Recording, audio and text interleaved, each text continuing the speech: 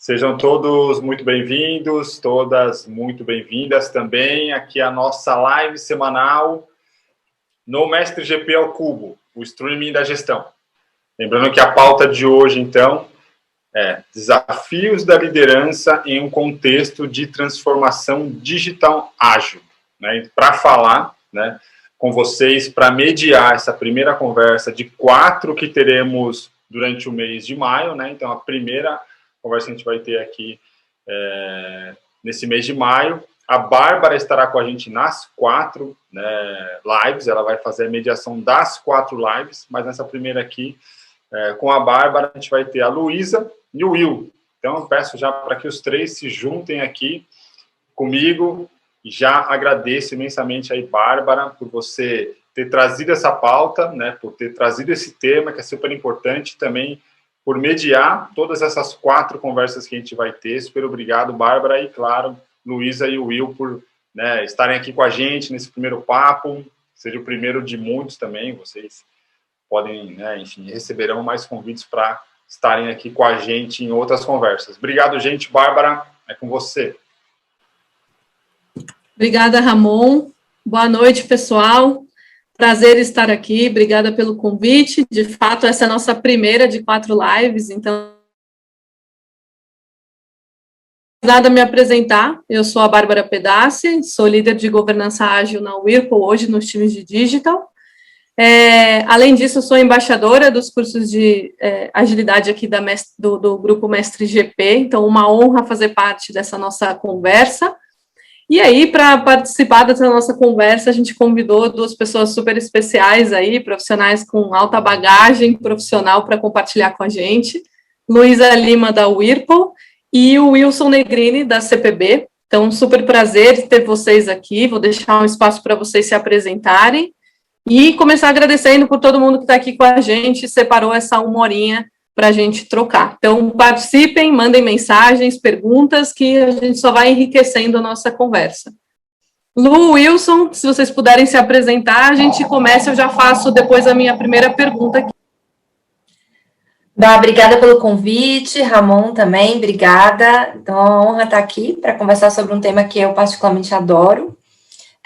Eu sou Luísa, eu sou responsável pela área de produtos digitais, governança ágil e plataformas da Whirlpool, que é a empresa que é dona das marcas Brastemp, Consul, KitchenAid e Compra Certa. E a gente tem participado aí da transformação ágil e digital da empresa, e acho que a gente tem alguns cases, histórias bacanas para compartilhar aqui hoje. Muito bom, Lu, obrigada e bem-vinda. Will? Obrigado, gente, obrigado, Bárbara, obrigado, Luísa, obrigado, Ramon. Eu sou o Wilson, hoje atualmente eu sou Head de Desenvolvimento de Negócios da CPB. O meu background é de atendimento a cliente desde que eu comecei na propaganda em agência de propaganda e obviamente acabei migrando e gosto bastante da área de operações das agências também. Então, processos, operações e acho que a minha contribuição aqui vai ser talvez mais sobre a questão do digital e a questão de processos do que agilidade em si, mas a gente vai construindo em cima disso, e na agência hoje a gente tem a felicidade de trabalhar com grandes marcas, eu não vou citar todas para não tomar muito tempo aqui, mas depois vocês podem dar uma olhada. Então a gente tem todos os tipos de clientes, onde tem transformação digital, onde não tem, então tem para todos os gostos e todos os tipos de necessidade. Muito bom, bem-vindo, Will. Acho que a gente vai ter uma troca muito rica, né, com diferentes perspectivas e bagagens, então acho que essa é a ideia aqui do nosso primeiro bate-papo. E aí, para aquecer, só para a gente começar aqui, vou fazer a primeira pergunta, que é: transformação digital ágil é coisa do passado, do agora ou do futuro, e por quê? E aí, fiquem à vontade, quem quiser começar. Quer começar, Luísa? Eu vou começar, eu vou, como, né, eu tenho agilidade, aí acho que vale a pena eu começar. O que eu acredito, assim, transformação ágil não é um tema novo, né? Se a gente for falar de agilidade, a gente está falando de pelo menos 20 anos no mercado. Então, assim, não é um tema novo, mas ainda é um tema muito atual. Então, ainda é um tema que todas as empresas, acho que assim, que estão trabalhando com agilidade, têm esse dilema de como fazer acontecer. de como garantir que a cultura se transforme. Se a gente for olhar as grandes revoluções que aconteceram no passado, elas levaram 90, 100 anos, 80, 60. Então, nessa perspectiva, ainda somos um bebê, né, em termos de nova cultura. Então, respondendo assim em termos práticos, não é um tema novo, mas é um tema atual e que deve permear o agora e os próximos aí anos pela frente.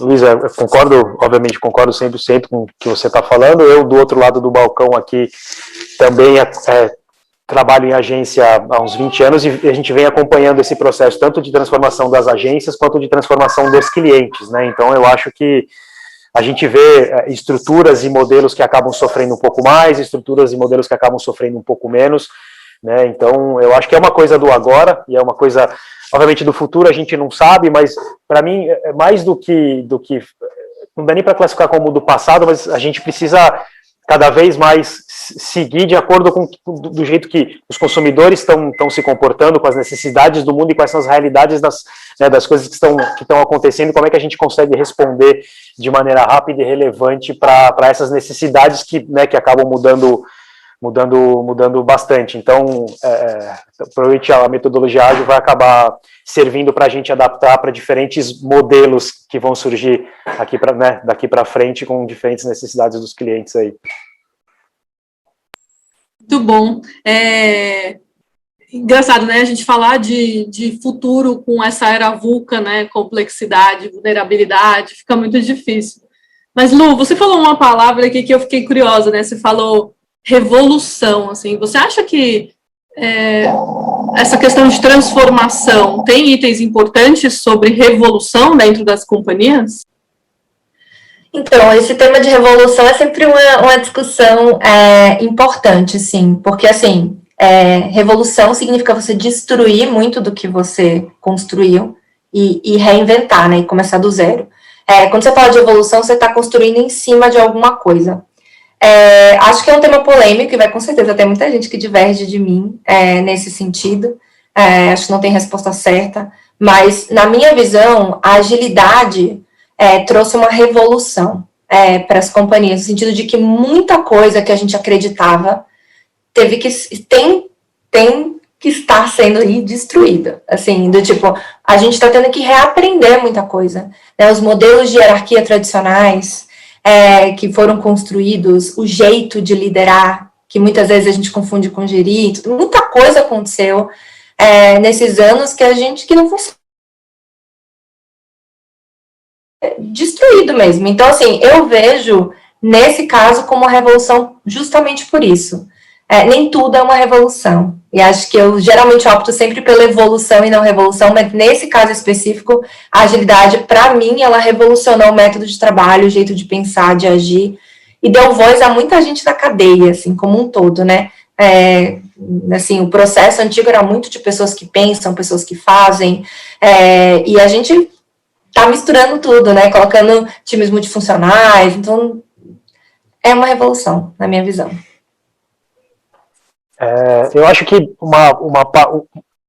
falando do lado aqui, eu acompanho, obviamente, tanto do lado do cliente quanto do lado da agência, mas eu acho que uma das belezas do que a gente está vivendo agora é que não tem mais, na minha opinião, obviamente, talvez, como a Luísa falou, algumas pessoas vão discordar, eu acho que não tem mais certo e errado. Durante muito tempo tinha um jeito certo, ou um único jeito de fazer, um método de fazer. Agora não tem mais certo e errado. Então não dá para dizer o que a transformação ou do jeito que a Whirlpool está fazendo é diferente de uma outra, ou é melhor ou é pior. É o que acaba funcionando para ali. Então, especificamente aí, falando do lado das agências, que a gente precisa se adaptar e se moldar a diferentes companhias que trabalham, né, de diferentes maneiras, né, que são completamente diferentes, umas evoluindo, outras numa revolução, né, eu digo, evoluindo, onde a gente trabalha com clientes como o PicPay, como 99, que já nasceram nessa realidade, ou com alguns outros clientes que são mais antigos, né, antigos não no mau sentido, mas que já existem há muito tempo. Então, a gente precisa aprender a lidar com isso. Então, a agência, inclusive, precisa desenhar projetos, e no caso da agência, não dá para desenhar mais um único processo. Obviamente que dentro da agência tem processos de coisas que acontecem, mas o desenho das operações para diferentes clientes precisam respeitar essa evolução que acontece né, do lado dos clientes ali, da necessidade de negócio e, obviamente, dos desafios que chegam aqui, né, para o lado da agência.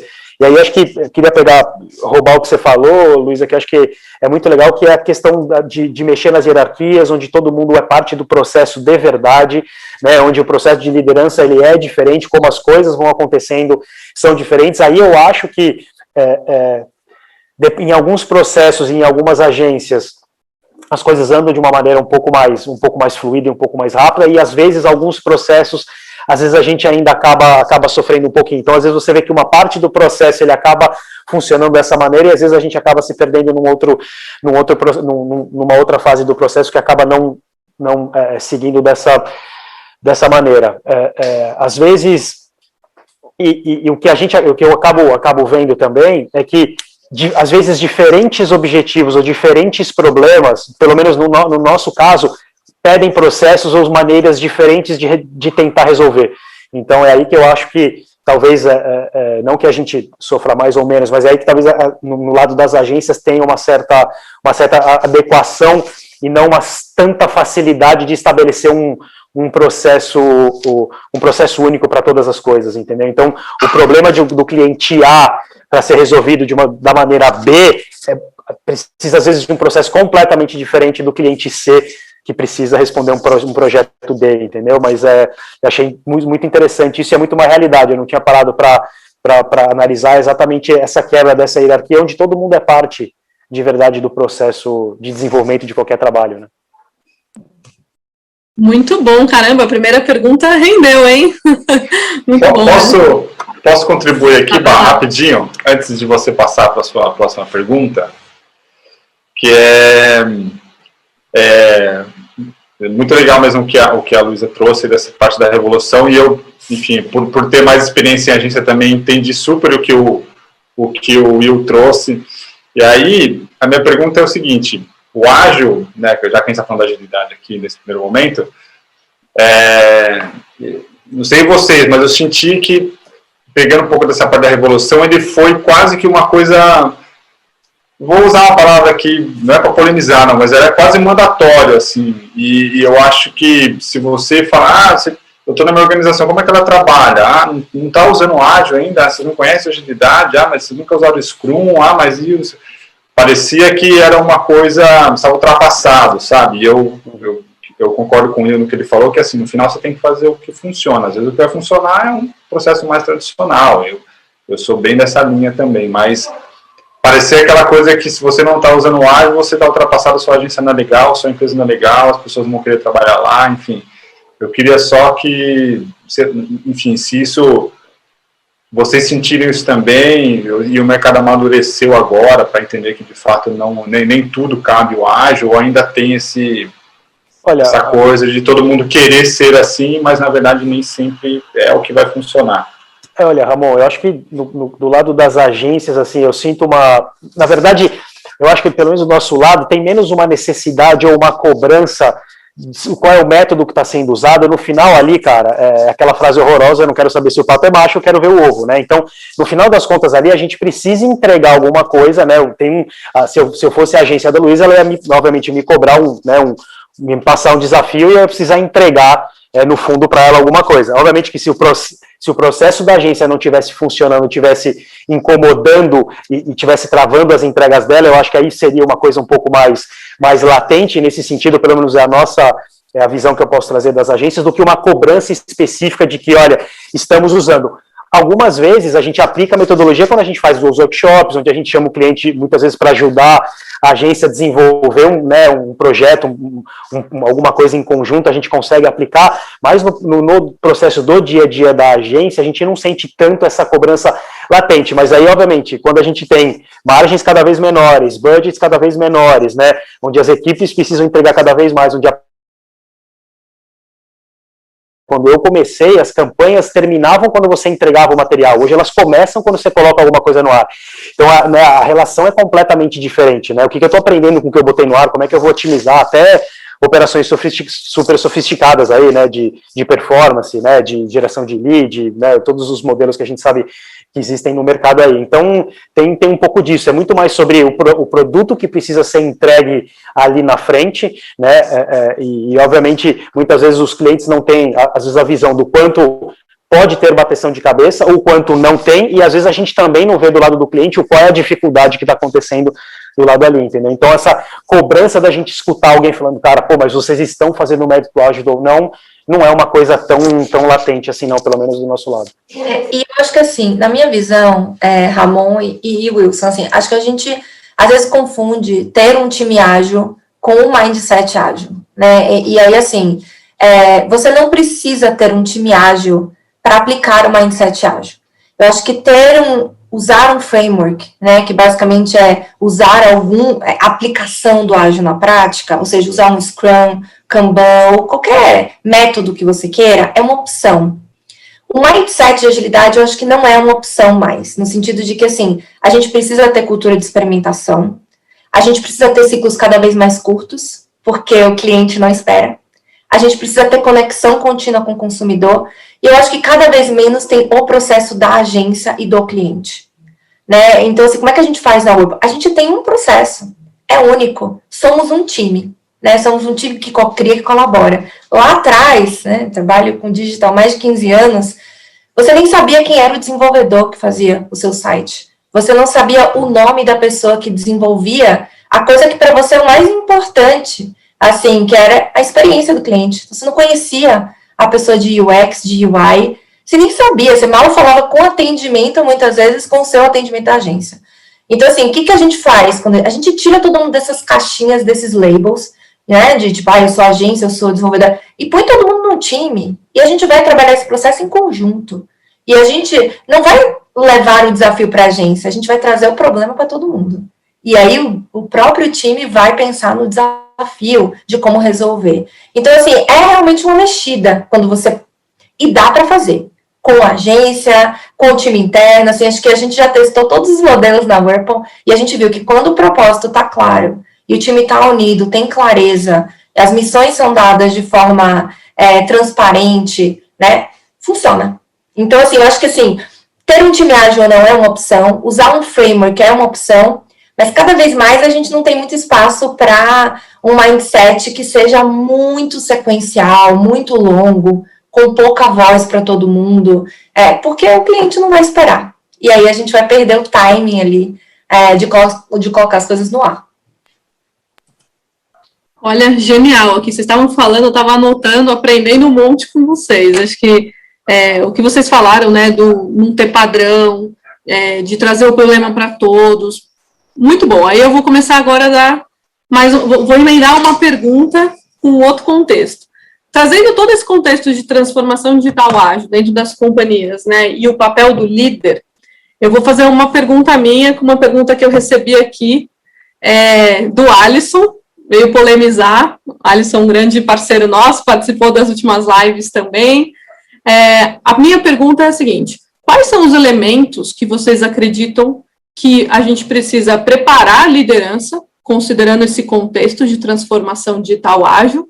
E aí vou pôr mais uma pimentinha aqui, que é a colaboração do Alisson aqui, que é se é possível fazer essa transformação sem que os líderes entendam o que é, né, o que é ágil. Então, queria ouvir de vocês a perspectiva de vocês frente às experiências e tal. Eu vou entrar nessa. Vou entrar nessa e depois você pode dar a sua perspectiva. Mas, assim, o Alisson... É uma ótima pergunta, tá? Assim, eu acho que um dos principais desafios que a gente tem para preparar a liderança é imergir a liderança na agilidade. Então, assim, acho muito difícil. Assim, o treinamento tem que acontecer, a capacitação tem que acontecer, mas, sinceramente, assim, eu vejo o estalo acontecer quando a liderança vive, né? Então, a gente tem feito uns experimentos na Whirlpool de levar agilidade para o board, né, de fazer retrospectivas, de fazer exercícios de priorização em Kanban no nível mais alto da companhia. Então, assim, o RH precisa, então, células de agilidade com o RH, né, com business, com negócio, com diversos times. Então, assim, viver a agilidade na prática faz muita diferença.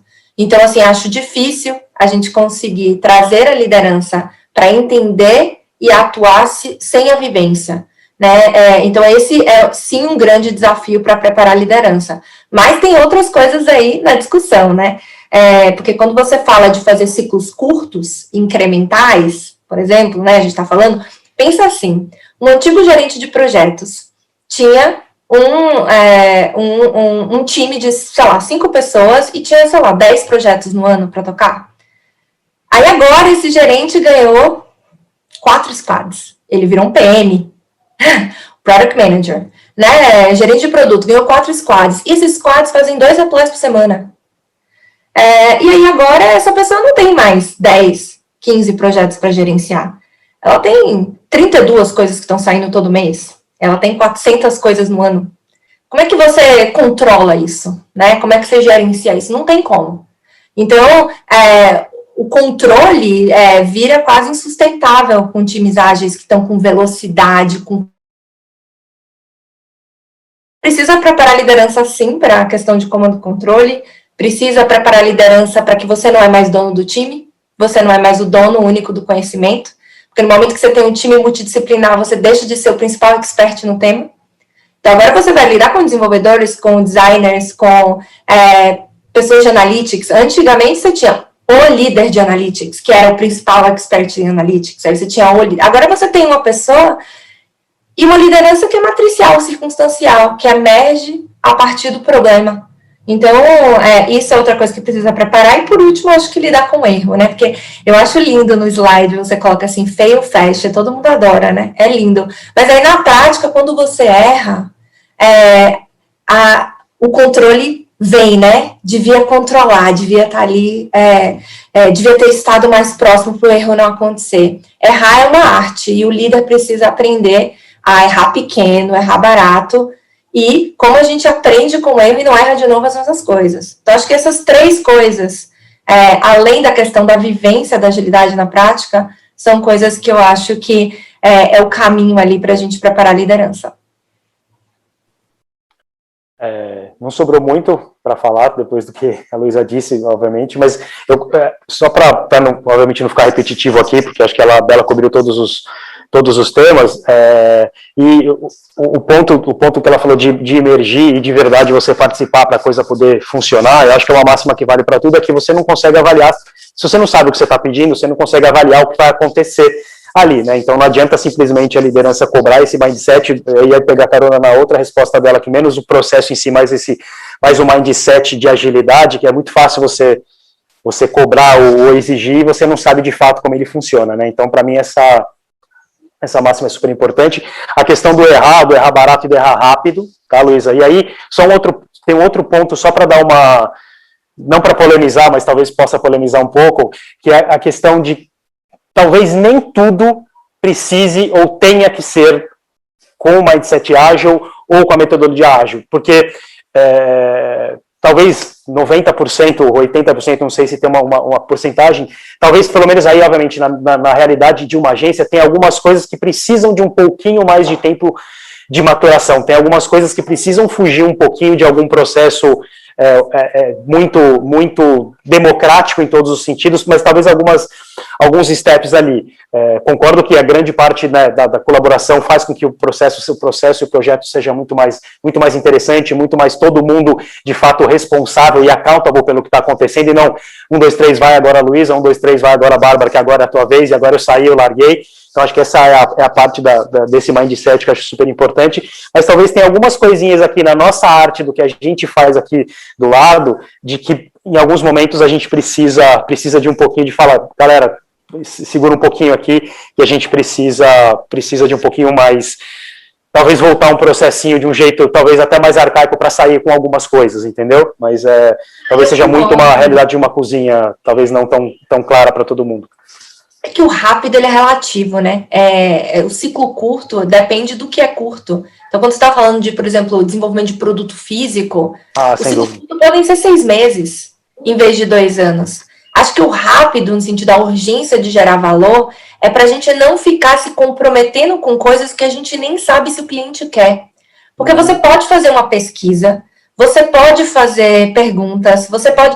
Mas aí, no final, na vida real mesmo, é quando você coloca na prática que você entende se aquilo faz sentido ou não. E aí, por isso que o MVP é uma coisa que é tão importante. Porque, assim, e o seu MVP pode demorar 1 mês para você, ou 3 meses para você pensar. Mas o ponto é, antes de eu me comprometer com um desenvolvimento que vai gerar 1 ano, o que eu posso fazer para validar a hipótese o mais rápido possível? Então, pensa que você vai fazer uma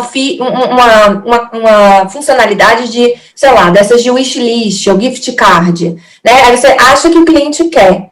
Aí uma coisa que você pode fazer rapidamente é colocar um botão no site para 5% do site. Claro. E aí, quando a pessoa clicar no botão, o que ela vai ver? É o que a gente chama de fake door. Eu posso botar uma janelinha com pesquisa ali e falar assim, olha, a gente está pensando em desenvolver isso. Você toparia? Sim, não, acabou.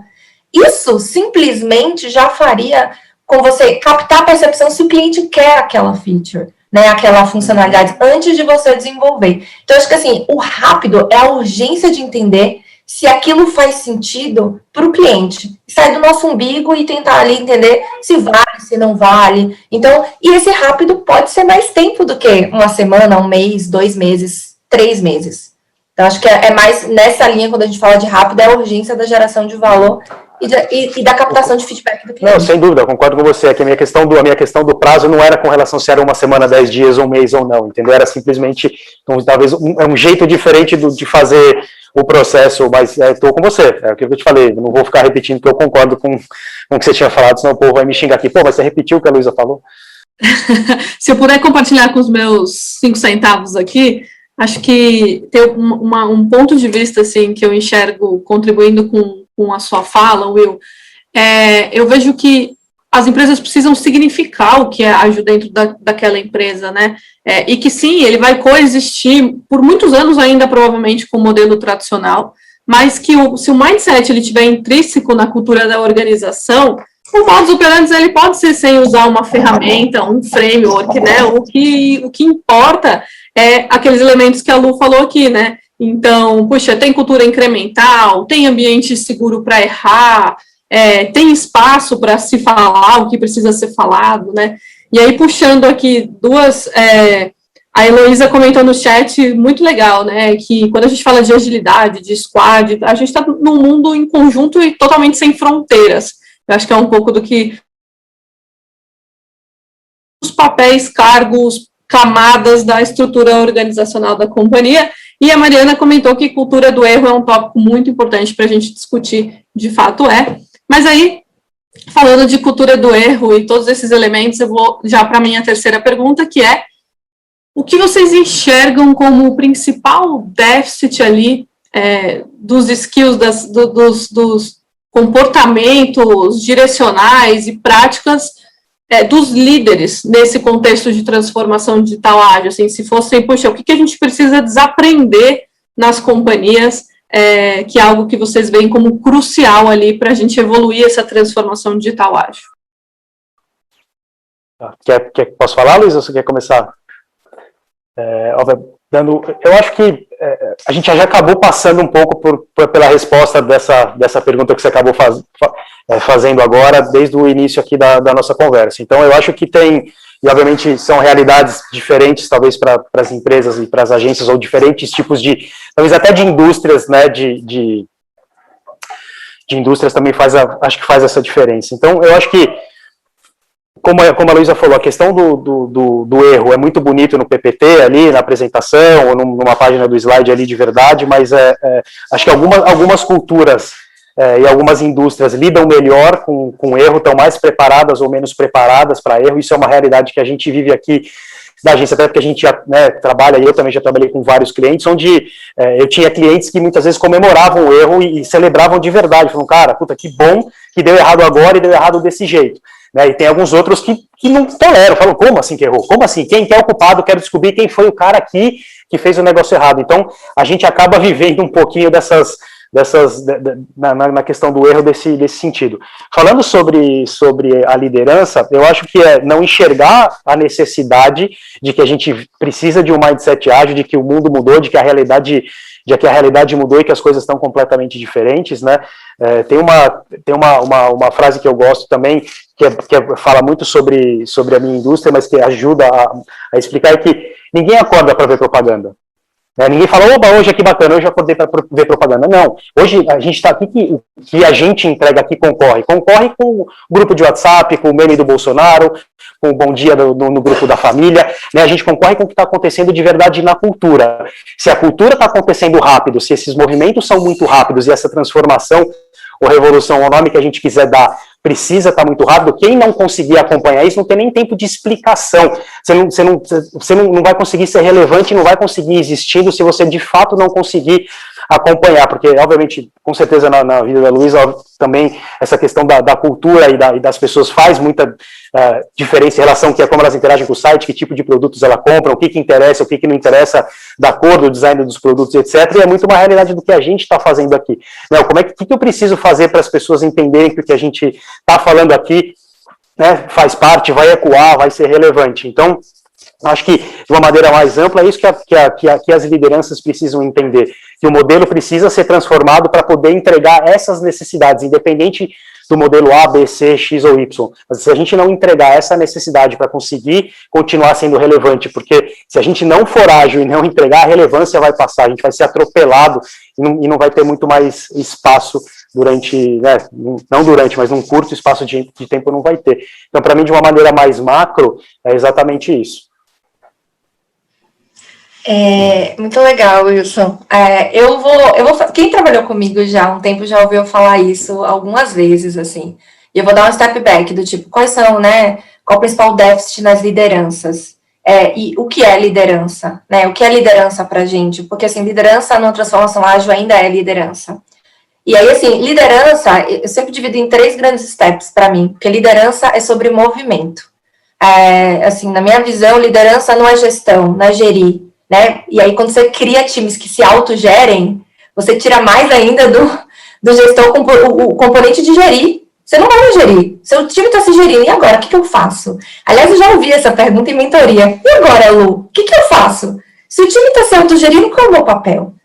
Agora que você vai parar de gerir, você vai liderar. E o que é liderar? Né? Liderar, ele começa, para mim, ele tem 3 steps. Primeiro é diagnóstico. Você precisa olhar onde você está, olhar o time, entender qual é o cenário que ele está, né? Diagnosticar aquele time, aquelas pessoas. O segundo passo é visão. Você precisa traçar uma visão. O terceiro passo é movimento. Você precisa levar as pessoas de A para B. Né? Então, assim, e aí quando você entra nessas 3 coisas, dentro de uma transformação ágil tem elementos, sim, que eu acho que temos déficits. Primeira coisa, diagnóstico, a gente está falando de métricas. Faltam métricas. Faltam métricas de eficácia, né, para a gente entender se a gente com aquele time está gerando valor. Faltam métricas de eficiência, para entender como aquele time produz, cadência, produtividade. Faltam métricas de saúde do time, de felicidade, Então, assim, o gestor não pode mais só sair na intuição agora, né? O líder precisa ter dados sobre o time, precisa medir. A gente mede tudo isso na Whirlpool, tá? A gente mede eficácia, eficiência e saúde. Então, tem que medir. Você precisa, para você ser um bom líder que diagnostica a situação e entende quando você tem que entrar e quando você não precisa. Então, acho que esse é o primeiro passo. O segundo passo, visão. Cada vez mais a liderança precisa ter clareza de visão, precisa estar fazendo bench no mercado, conversando com o cliente. Então, assim, quando você não está ocupado, né, com a gestão do time, você fica livre para fazer isso, para se conectar com o cliente, para olhar para fora, para olhar para o futuro. Tempo, isso leva tempo. Fazer bench leva tempo, conversar, conectar com o cliente leva tempo. Então, esse papel para construir uma visão que faça sentido. Então, falta, acho que nesse ponto a gente confunde muito, né, o estar ocupado com, de fato, trazer valor. E às vezes a gente se ocupa com coisas que a gente não precisa. Então, quando o time se autogere, você ganha tempo para fazer isso. E a terceira coisa é o movimento. E aí eu vejo cada vez mais a necessidade de líderes como construtores de confiança, porque ninguém vai te seguir se a pessoa não confiar em você. Então, o skill de construir confiança é importante. E community building. Porque quando você começa a criar times multifuncionais, tem que ter alguma coisa que cola tudo isso. senão você fragmenta a empresa. Então, comunidade de produto, comunidade de agilidade, e aí comunidade ela extrapola a área. Ela é a cola de um determinado tema, tem comunidade de diversidade. Diversidade é um tema importantíssimo. Cadê a comunidade dentro da companhia? Não pode ser, isso extrapola o senso de área. Então, cada vez a gente tem buscado pessoas que têm capacidade de construir comunidades. E aí você também não fica com o peso de liderar só no líder, né? Acho que tem os líderes de comunidade também. Você cria líderes que vão também liderar temas, que extrapolam a sua área, a sua função, o seu escopo. Então, acho que esses são todos os déficits que a agilidade está trazendo, e são discussões aí que a gente precisa entender como fazer, porque é muita coisa, né? Mas, assim, devagarinho você vai construindo e chegando lá. Então, acho que esses são, para mim, os principais déficits aí, e a gente tem trabalhado bastante eles na Whirlpool.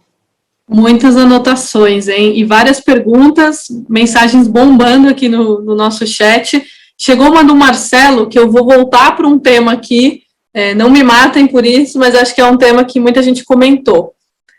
Pergunta do Marcelo para vocês. Falando sobre cultura do erro, em empresas que não estão acostumadas com isso, valeria a pena insistir nessa cultura? E se sim, o que vocês fariam? O que vocês recomendam?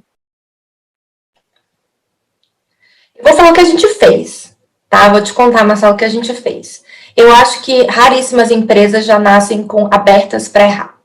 Assim, óbvio que tem as empresas super digital, nasceram digital, nativa digital, que já nasceram com esse conceito. Mas quando a gente olha o mundo corporativo, o padrão que está mudando, que está se transformando, esse é um problema para todo mundo. Eu acho que assim, o segredo é, primeiro, combinar o jogo. Então, assim, você tem que lembrar que a gente vai errar. Isso precisa ser dito com clareza. E a gente tem que combinar o jogo. Olha, vamos errar. Mas tem que também explicar a intenção. Eu tô errando agora para eu não errar mais depois. Então, assim, eu tô errando pequeno para eu poder não errar grande. E aí, por isso que errar é uma arte. Você não vai errar no site principal da sua marca no meio da Black Friday, né? Você não vai fazer isso. Então, o que é? Errar pequeno.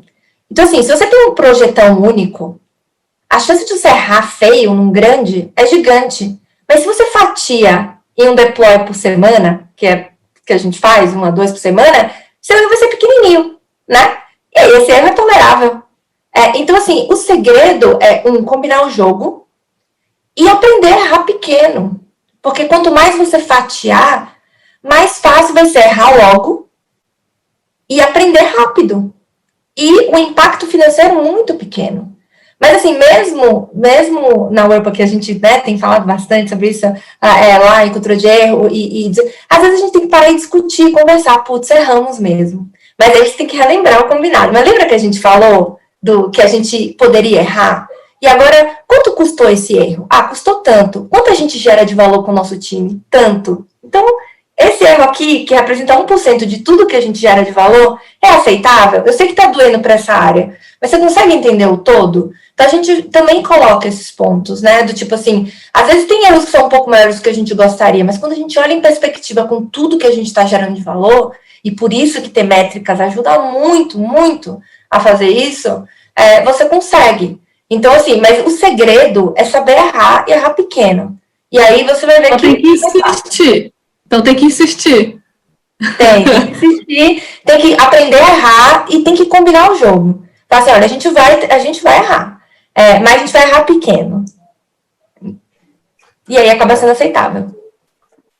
Só para tentar somar aqui, eu acho que uma coisa importante, e aí trazendo para o meu lado da indústria, é combinar o que é errar, que essa é uma coisa que para mim, que a Luísa falou de combinar o jogo, mas para mim explicitamente é o que é considerado erro e o que é tolerado erro, até porque, né, desse outro lado do balcão aqui, o erro não é tão tolerado, né, é um pouco diferente, né, a relação do erro na contratação de um fornecedor, por isso que é muito importante, obviamente se a relação é simplesmente fornecedor, o erro não é tolerado, mas se você de verdade é um parceiro, né, importante de negócio ali, o erro é tolerado, mas deixar muito claro o que é esse erro e até o quanto ele é aceitável, obviamente que pequeno, rápido, para a gente aprender e consertar rápido, né, óbvio, 100% com a Luísa, obviamente estou 100% com o que ela falou, obviamente, mas do nosso lado aqui é onde a gente sente que é importante deixar muito claro o que é esse errar e o que é o tolerável com relação a esse erro, né? E de novo, eu acho que a gente precisa insistir, porque acho que a gente não tem saída, não tem processo que não vai ter um erro, e é o que ela falou, você não vai fazer uma cagada no site no dia da Black Friday que não vai acontecer. A cliente ligou para a agência e falou, ó, o único dia dos 365 do ano que não pode aparecer o preço do carro é no dia 10 às 10 da manhã. No dia 10 às 9h59 o preço apareceu no ar, é óbvio que apareceu nesse dia. Então, obviamente, mas é só uma brincadeira. Mas Murphy total, né? Óbvio, né? Então, mas para mim, a única coisa que eu só trazendo para o meu lado, que eu somaria no da Luísa, é quando tem um parceiro ali do outro lado, é combinar o que é errar, para esse parceiro poder entender até onde ele consegue esticar essa corda para poder fazer esse teste. Muito bom. Agora eu vou fazer uma pergunta para o Will e depois uma pergunta para a Lu. A pergunta do Will é da Carla. Will, os líderes conseguem perceber a importância da análise de dados nas equipes? Tenho a impressão que a decisão orientada a dados ainda é uma grande lacuna, principalmente nas agências. Isso tem se transformado? Olha, eu acho que sim e não, tá? Não é para ficar em cima do muro não, mas o ponto é o seguinte, eu acho que do lado das agências, e obviamente do lado dos clientes também, tem muito dado à disposição, tem muita ferramenta. Né? Você botar na tela aqui um slide com todas as ferramentas lindas e com todos os dados que você compra, o dinheiro compra isso não tem problema. Todo mundo, obviamente, se você tiver dinheiro e você tiver uma boa fonte, você consegue ter bons dados. No nosso caso, o que faz a diferença é o que a gente faz com esses dados, como é que eu aplico esses dados de verdade, seja na criatividade, né, que é o que a minha indústria vive, o que a gente entrega, seja para analisar comportamento, seja para comportamento de consumidor, para analisar tendência, seja para ver se criativo está funcionando ou não está funcionando. Eu acho que eu tive a sorte das últimas agências que eu passei darem muita importância para dados serem muito importantes em todas as fases do desenvolvimento do trabalho e implementação. Então tem, obviamente, a fase de dados inicial ali para ajudar, e aí, independente de onde sejam esses dados, para a gente iniciar um trabalho, né, e a utilização do dado no decorrer do trabalho, e como eu falei, hoje o trabalho das agências, de fato, começa quando a campanha vai para o ar. Então, e aí, obviamente, que dados, né, a gente vai colocar, e obviamente tem muito a ver com o escopo, com a relação com o cliente, não vou chatear vocês com esse tipo de coisa, mas isso também faz muito parte, né, da relação e do quanto a agência pode aprender e pode usar os dados, tá? Mas acho que eles são super importantes, mas para mim o que fica num resumo tá bom, todo mundo tem acesso aos dados, mas o que você faz com ele? Né, como é que você usa, como é que você aplica, qual é a criatividade que você coloca em cima deles, que é o que vai fazer de diferença, principalmente nas grandes agências, nas maiores, todo mundo vai te apresentar o mesmo slide, com as mesmas ferramentas, com as mesmas fontes lindas, maravilhosas, entendeu? Mas o que a gente consegue fazer com elas é que vai fazer a diferença na vida da Luísa, por exemplo, talvez olhar um dado de um jeito diferente que o time dela não conseguiu ver, ou ajudar numa interpretação de um dado, e etc. É assim que a gente faz a diferença, mas eu esqueci o nome, acho que foi a Carla que perguntou. Eu acho que se tem alguma agência que não usa isso, eu acho que é um grande problema, né? E não dá para querer, obviamente, você ter uma ideia e depois usar os dados para suportar e fazer um retroplanning, um retrodado, entendeu? Que não dá, isso aí até dá, mas aí não é o jeito certo. Então, para fechar, para não estender muito, acho que não tem saída. Acho que não tem como não usar os dados, inclusive para nenhuma das fases do desenvolvimento do processo, tá? Então, eu acho que as agências que já acordaram para isso estão se mexendo. Boa, vou polemizar a pergunta da Carla rapidinho aqui, Will. Você acha que as agências hoje se preocupam, olham para métricas de time, saúde, qualidade de vida, para ritmo de equipe? Olha, eu acho que... Não consigo falar por todas, tá? Eu sou do grupo de atendimento também, né? Eu sou da diretoria acadêmica do grupo de atendimento e negócio, então a gente acaba tendo uma visão, né, de outras agências do mercado. Acho que umas mais, outras menos. Eu acho que já foi muito pior. Eu sou otimista por natureza e gosto de ver o copo meio cheio e não o copo meio vazio. Então seria muito fácil aqui simplesmente só arrebentar todo mundo, o que eu acho que não é correto, eu acho que tem que ser construtivo. Então eu acho que muito já foi feito sim, tá? É que se a gente soma uma transformação, uma revolução digital, a transformação como a Luísa falou, a gente também tem que somar uma transformação no negócio das agências. Eu sei que o papo aqui não é sobre isso, eu não vou me estender, mas tem uma transformação do business das agências, da geração de receita das agências, de uma reinvenção de um modelo, né, que ficou velho, né, muito rápido, e aí acho que tem uma tendência do brasileiro, ele não se mexe quando a água está no joelho, ele mexe quando a água já passou do olho, né, então tem um pouco desse comportamento, né, de cultural, de que às vezes algumas indústrias demoram muito para se mexer, então eu acho que tem uma soma dessas duas coisas, tá, então eu acho que hoje as agências estão muito mais preocupadas assim, eu acredito, pelo menos nas agências, eu aqui durante a pandemia, né, estou na segunda agência, principalmente na pandemia, isso ficou mais latente, as agências começaram a prestar mais atenção e a ter mais cuidado com isso, porque a gente sabe que ficar o dia inteiro aqui na tela frita a cabeça, chega 8 horas da noite, parece que um caminhão passou por cima de você, né? Então tem algumas, obviamente, eu não vou, né, entrar aqui no detalhe de todas as políticas, mas acho que, de novo, não tem um modelo que vai funcionar para cá ou para outra agência, mas as agências vêm tentando aplicar esse tipo de coisa, mas o lado que eu quero dizer de não só destruir um momento também, que é tudo ao mesmo tempo agora. Eu sei que o mundo está assim, né, inclusive o Mindset Ágil, né, tem esse Mindset Ágil que é tudo ao mesmo tempo agora, mas a gente soma tudo isso uma transformação do business das agências, assim, absurdamente acontecendo, de receita, de modelo de trabalho, de modelo de entrega, de relação com os clientes. Então, mas sim, acredito que as coisas estão melhorando. Sempre vai ter, até inclusive provavelmente do lado das empresas, vocês devem saber que tem umas que são moedor de carne e outras que não são. Nas agências a mesma coisa, tem agência moedora de carne e tem agência que não. Muito bom, não ficou em cima do muro. Obrigada, Will. Lu, para você essa daqui, ó.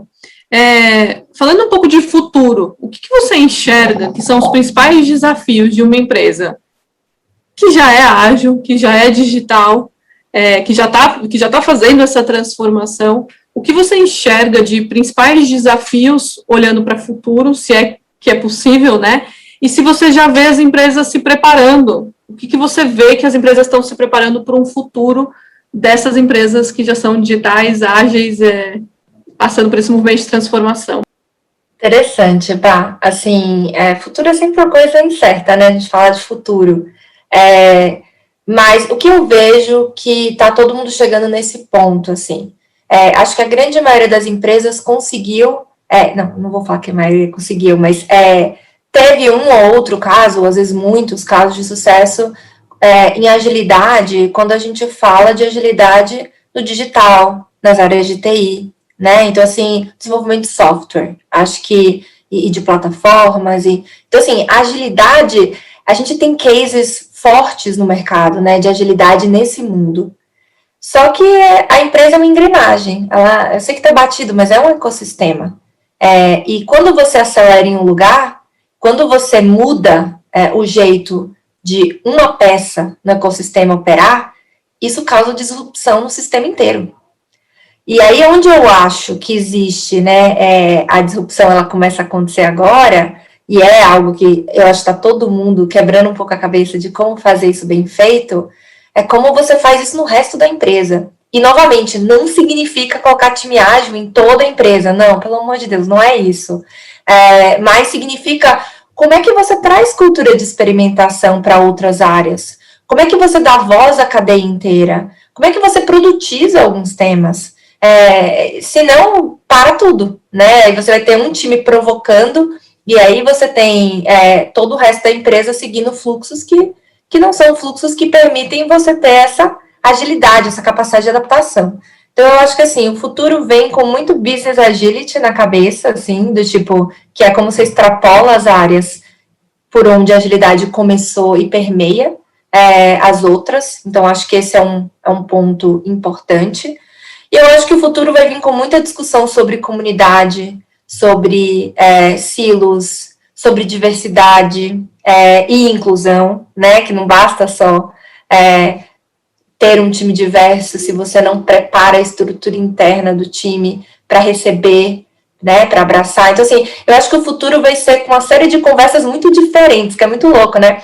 10 anos atrás, ninguém estava falando sobre nada disso. Imagine que loucura falar de comunidade numa empresa, ou temas como diversidade nem entravam na pauta, assim, e eu acho que isso vai ser cada vez mais presente no futuro, né, e a agilidade, ela foi uma propulsora disso, né, acho que é muito bacana, assim. Então, eu vejo o futuro ainda entrando em como a gente concretiza uma série de conceitos que começaram a surgir nos últimos poucos anos, e a gente ainda não sabe como fazer. Muita coisa ainda está na teoria. A gente vai ter que praticar e fazer as coisas acontecerem. E a própria transformação digital é um processo de tentativa e erro, para mim. Então, é um processo de experimentação. Muito bom. Muitos comentários aqui, todo mundo gostando bastante da troca. Vou tentar usar os minutos finais a nosso favor para ir trazendo o máximo de conteúdo que o pessoal está mandando aqui e que a gente tinha construído. Tem uma pergunta que eu queria muito fazer, considerando o tamanho, o volume de pessoas que estão aqui, que é, puxa, vocês como grandes líderes, né, super inspiradores, assim, invertendo um pouco os papéis, o que vocês esperam de um liderado? O que a liderança hoje espera dos liderados? O que vocês poderiam dar de dicas, né? Só fazendo essa inversão e considerando todo o contexto que já foi dito aqui. Quer começar, Luísa? Pode começar, Wilson, o que você preferir. Eu acho que é uma resposta difícil, uma resposta comprida, que não dá para terminar o horário aqui das 8 para a gente cobrir tudo, assim. Na verdade, eu acho que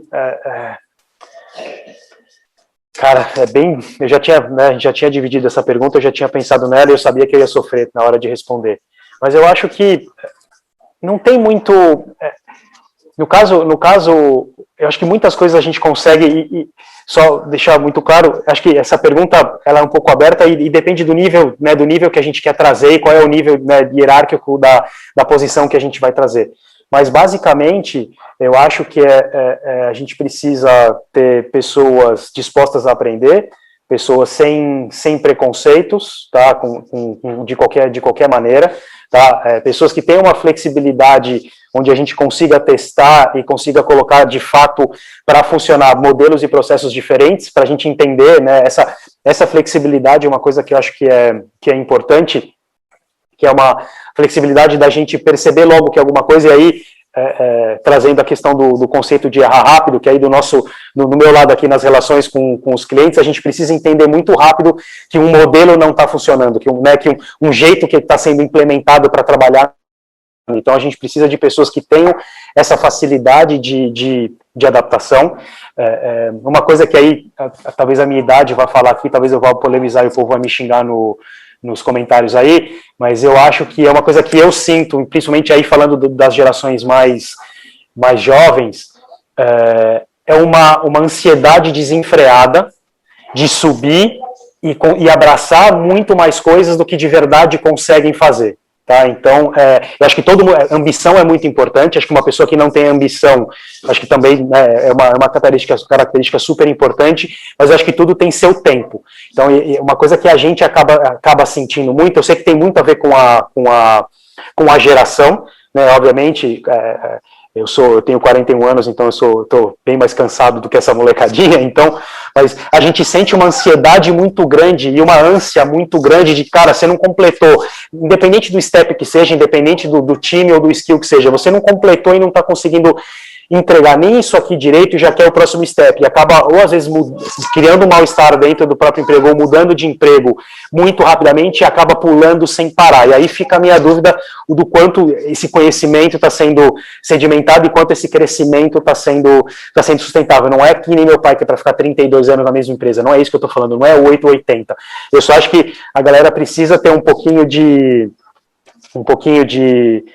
mais de calma, um pouquinho menos de ansiedade, e uma última coisa que eu também sempre falo muito nas palestras, mas já é bastante uma realidade, mas acho que o pessoal um pouco mais da minha geração, que hoje tem muito conhecimento disponível, então para mim não tem desculpa para você não precisa ser né, o Expert. Tem um livro que eu acho que é super interessante, não sei se vocês já leram, que é Por que os generalistas triunfam ou vencem no mundo dos especialistas. Ele traz um viés super interessante sobre essa evolução que a gente está passando aqui. Então, uma dica que eu dou para a galera, e que eu espero, que são pessoas ávidas por conhecimento, atualização, e que não fiquem esperando que a coisa chegue de mão beijada, que vai atrás desse conhecimento, e não escreve, mas eu não tenho dinheiro para pagar. Não necessariamente, você não precisa de dinheiro hoje para encontrar conhecimento. Então, como eu falei, eu vou parar de falar, porque senão eu vou continuar meia hora aqui tagarelando e dando volta, que acho que é uma pergunta muito difícil de responder, mas talvez essas sejam as coisas que eu acho mais importantes. Bacana. Talvez eu tenha uma visão um pouquinho diferente, Wilson, acho que também são realidades diferentes, né, assim, do mundo da indústria e o mundo das agências. Inclusive em hard skill eu vejo as pessoas indo muito bem, assim.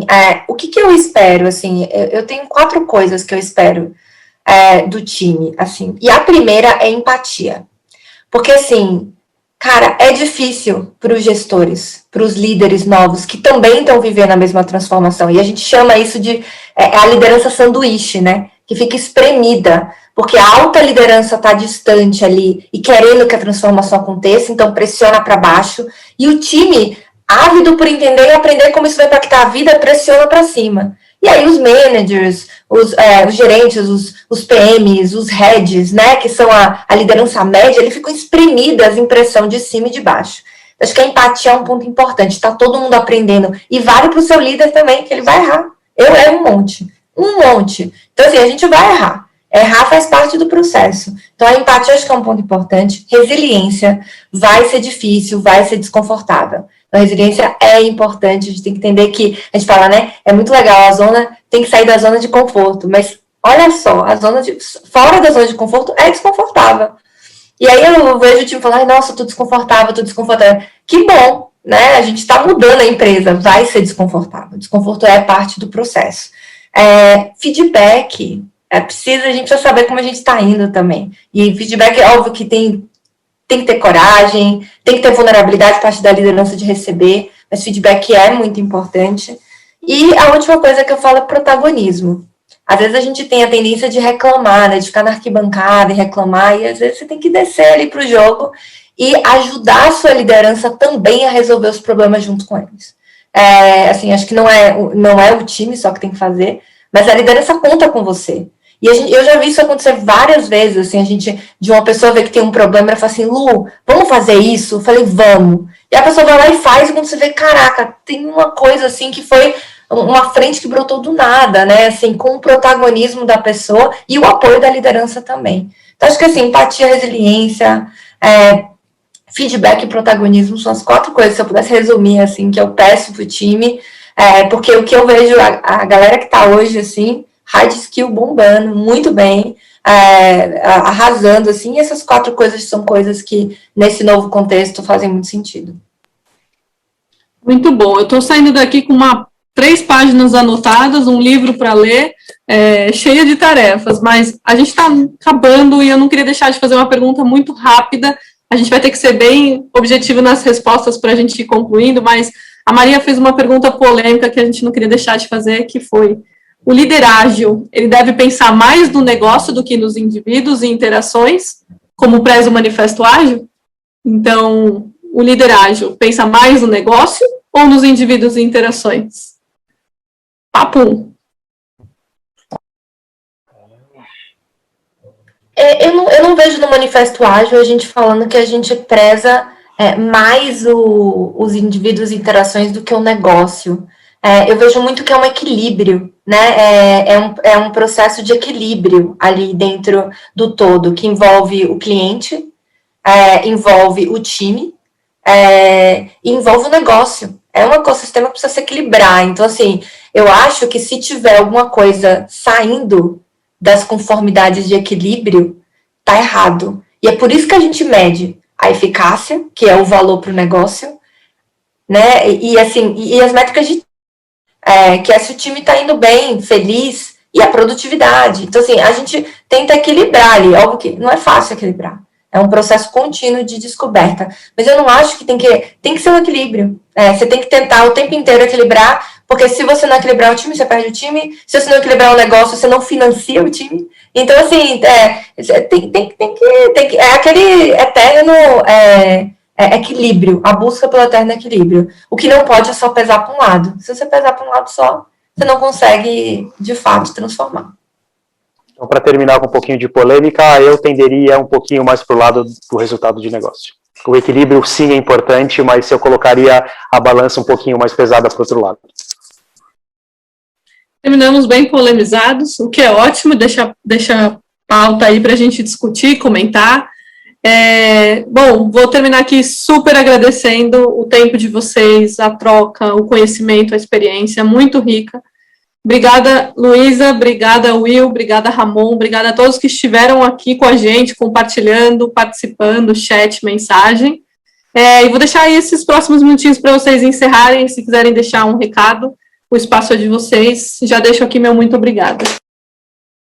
Só agradecer, gente. Obrigado pelo convite.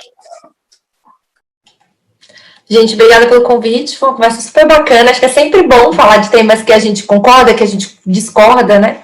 Acho que é sempre um momento bom de abrir a cabeça, de conversar. Agradeço o convite, o espaço. E, enfim, só queria pontuar, assim, se eu puder fazer uma leve propagandinha aqui que, assim, a Whirlpool está crescendo muito. E, assim, quem tiver essa paixão por produto, paixão por desenvolvimento, bate um papo, me procura no LinkedIn, vamos conversar, porque a gente está ali monitorando o mercado e procurando pessoas, assim, que tem esse perfil de buscar aprendizado, que está querendo se capacitar. Então, me busquem aí no LinkedIn, vamos conversar, se você tem interesse, tá? Estamos cheios de vagas.